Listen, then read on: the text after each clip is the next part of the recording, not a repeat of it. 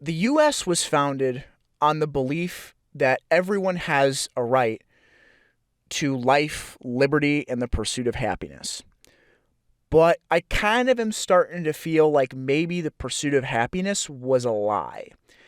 And I really feel strongly about this because, like, if you think about it, so I'm a Zoomer. I'm in my 20s, early 20s. And the thing is, like, I I'm gonna speak very I don't want to say out of turn here, but I'm gonna speak about experiences from people that are not myself. And so I usually try to forewarn that because I'm gonna talk about people that are not me without my experience in a way that I think I'm gonna try to be respectful of. But if I'm incorrect, then I'm incorrect, and I accept that. Okay. Um, I, this is only going to be this is only going to be related to the people that are alive today, okay? But if you look at the people that are currently, let's say, retirement age right now, so the people that were born in the 40s and are right around, let's say, 40s and 50s, and they're right around in 60s, they're right around at retirement age. So people that are 60, 70, and 80 years old, right, that are older, right? A lot of these people, when they were in their 20s, were told, hey, come work for us in this job, this factory, this organization, right? Come work for us for your entire life and commit to a life of industrialization and expansion. And in return, we will give you the ability to retire at 65 and we will take care of you. That is how I understand the social exchange was made in the 40s and 30s, what was it, 40s, 50s, and 60s, okay? And maybe even later into the 70s, I don't know. But the social contract that people made with companies and with corporations and stuff was that you would basically give your life up for these corporations. The corporations would take care of you, and in the end, everybody would make out with $1 million, and they'd have a retirement, and then they could do whatever they wanted when they got older. Like, that was kind of the idea. And there was this social commitment and contract between the workers and the companies. As I understand it, I'm not pretending for a sec I know, okay? I'm just assuming that this was the case. And what happened was there was this, like I said, the social contract that, people just kind of accept it. And I can't speak on how well companies treated workers. Obviously, I don't think it was much better or worse, but the social contract was different for sure. I think everybody agrees on that. That workers trusted companies. It's not just that they trusted them, they had to trust them, okay? Because if you think about it in the 30s, 40s, 50s, 60s, not only did you not have the internet, but you were not connected to the rest of the world. So if you lived in, like, I don't know, like a random town in the middle of nowhere, Western Ohio, and you had like no connection to anybody on the outside world, and there was one factory, and that one factory output coal to like the rest of the state in 1956, okay? When you graduated high school, where were you going to go? The coal mine. And the reason is because you literally didn't, like, you were a coal town. Everybody there was a coal town person, and people just, like, if they traveled, they would travel to other towns where people did stuff. But you can kind of understand that, like, the way life worked, people worked for companies and organizations, and they, like, your life was like your job because of the nature of how connected people were in person, because people were less antisocial. I have a video about that later. But so the social contract was different, but also you didn't have alternatives. So if you're like in that, Western Ohio town and you're working at the Coca-Cola plant instead, because there's a Coca-Cola plant, and your job sucks, where else are you going to go? That's what you do there. I mean, you could go work at the grocery store, but like if the highest paying job that's paying you $2 an hour in the 50s, is paying you to sit there and, bottle Coke at the Coca-Cola factory, and that's what your job is, then you're just going to suck up the frustration and do it. And so there's a lot of, I think, people out there that have that mentality and that mindset and that sort of life that they that's sort of the social contract and the values I think that we see from people that are right now in 2024, the ages of 65 and older. We really see that, get down to brass taxes, just do what's in front of you because there's no other option. This is all we've got. And so I think I see that value and I understand that value a lot and I actually respect that value outright. But I want to mention something, okay? I've noticed something about the boomers, the older generation that's really struggled with, I don't, this is where I'm going to speak out of turn if I haven't already, okay? I've seen a lot of people that are older than 65 that are not happy. They worked 40 years at a factory. They worked 40 years at a job, and they're now 62, and they're now able to retire with whatever it is, like $1.5 million, but they're 62. And I think about it a lot lately, and it's partly why I'm trying to just go be entrepreneurial, is I think that everybody was socially promised something from the 30s, 40s, and 50s, 1930s, 1940s, 1950s, 1960s.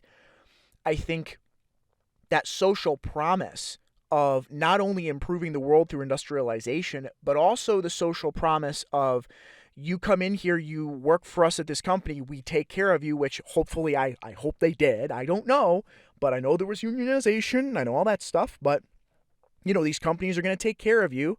And in exchange, you'll work for us and you'll do what we tell you. Like, I think that there came a point, I think that people that got older that found themselves working the factory at 50 years old, like, where that's just their entire life, like without the internet, bro, there's no internet. You come home, you hang out with your family because that's what you got, right? Like, you just go to the factory, you come home, you got the family. You have no form of connection outside the little town you live in, and the car that you drive can't go over 50 miles an hour, so you don't even leave the small town. Like, that's the kind of thing I'm talking about, okay? Because that's the kind of people I know that are that age, that right now, that are older. They're not happy, which is shocking because they were promised something, and many of them got it. They got the retirement. They got the money. And maybe, unfortunately, some of that was done in unethical ways by taking from us younger people with Social Security, whatever it is. That's not what it's about. What I'm saying specifically is that these people were promised that they would have generational wealth for the rest of their life and of their families' lives if they work for these companies, and they have it, some of them, many of them, but they're not happy. You know why? Because they are experiencing life to the fullest at 65 years old.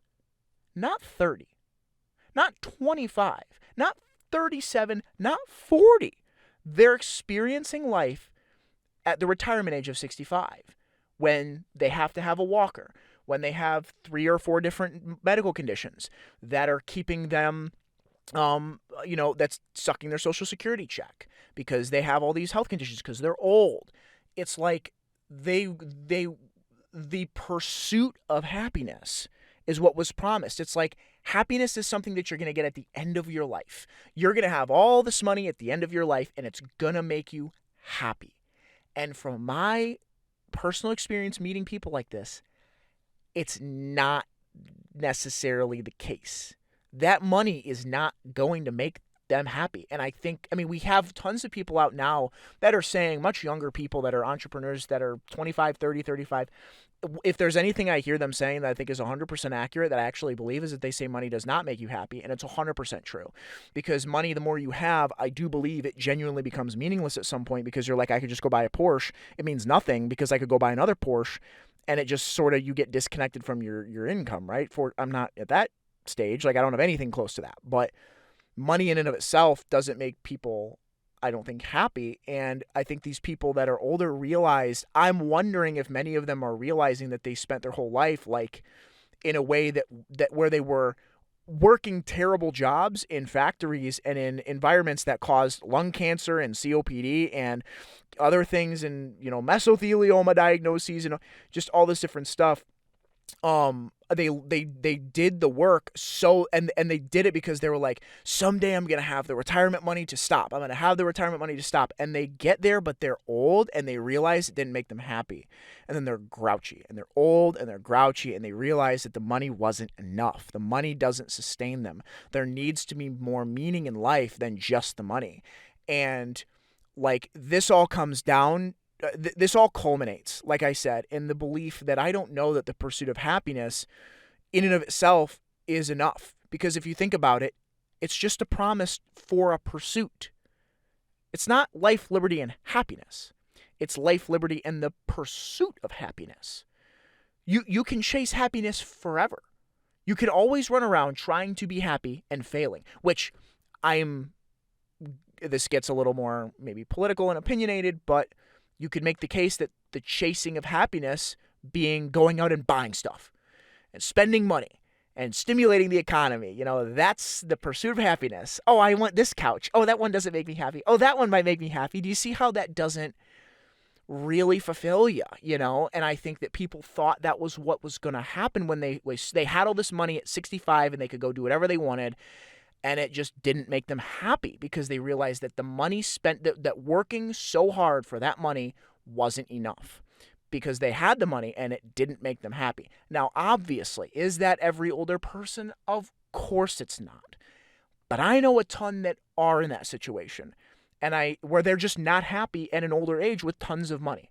And I see that and I wonder if that's part of it, is that they had that social exchange. They were promised something that took their entire life dedicated to a company that took care of them but didn't care about them.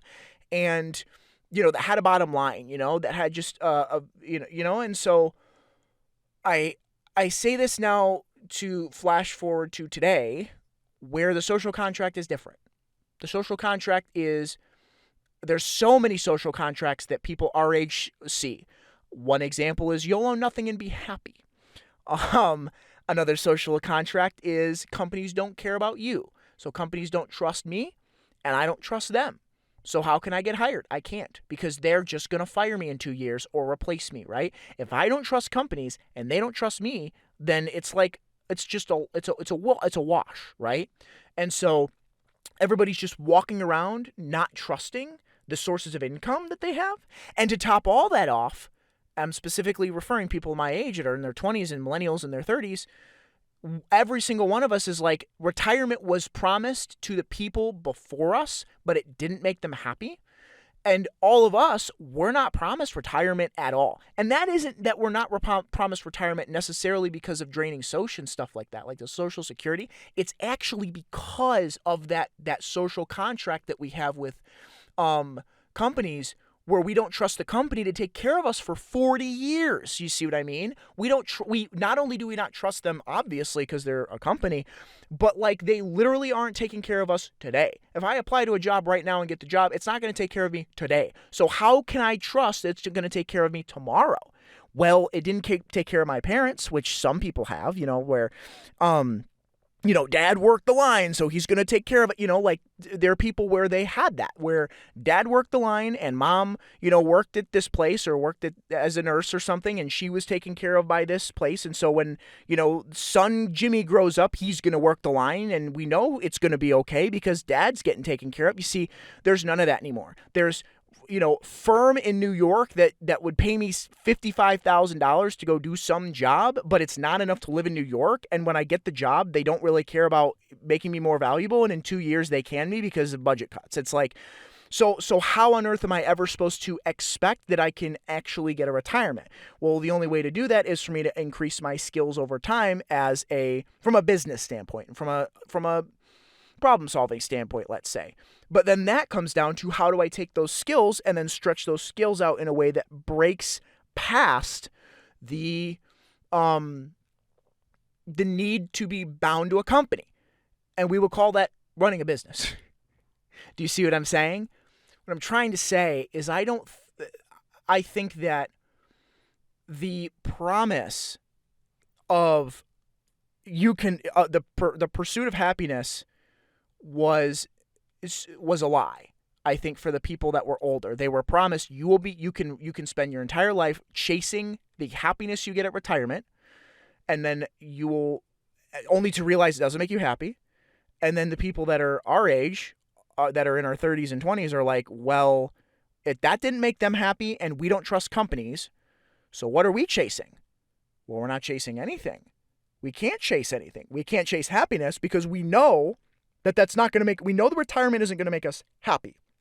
But we also know that we need the money for retirement because we can't function without it because everything's too expensive.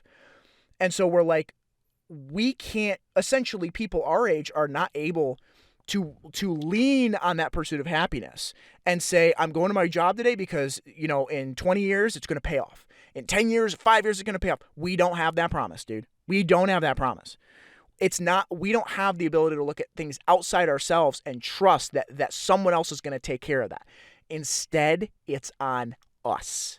So for myself, it's like, I got, let's say 5-10 years to build generational wealth. And it's on me. Maybe not, that might be unrealistic, obviously, but it's like, I got my life to build generational wealth. And I got to do that as quick as I can, but in a reasonable time frame by building skills, building networks, building connections, solving problems for people. Like, that's how I look at it now. That's how I would like to hope that people our age in our 20s and 30s can do that. And we just say, screw companies, they don't care about us.